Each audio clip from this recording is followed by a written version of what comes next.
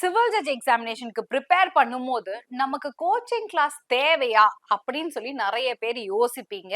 இந்த கொஸ்டின் எல்லாம் உங்களுக்காக தான். இந்த கொஸ்டினை பொறுத்து தான் உங்களுக்கு கிளாஸ் தேவையா இல்லையா அப்படின்றத நீங்க டிசைட் பண்ணணும். ஸோ ஃபர்ஸ்ட் எடுத்த உடனே பேர் ஆக்ட் நான் படிக்கிறேன், அப்படி படிக்கும் போது எனக்கு புரியுதா, ஸோ எனக்கு புரியறதுக்கு ஹெல்ப் வேணும் அப்படின்னா நீங்க ஏதாவது ஒரு கிளாஸஸ் தேடுறது நல்லது.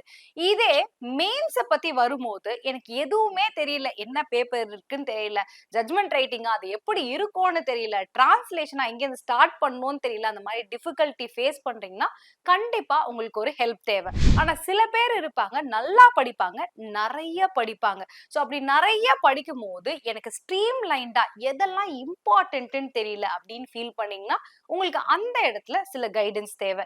இதுல ஒரு யூனிக்கான ரகம் இருப்பாங்க. என்ன பண்ணுவாங்கன்னா ஒரு நாள் பயங்கரமா படிப்பாங்க, அடுத்த நாள் புக்கே எடுக்க மாட்டாங்க. சோ கன்சிஸ்டன்சி இருக்காது.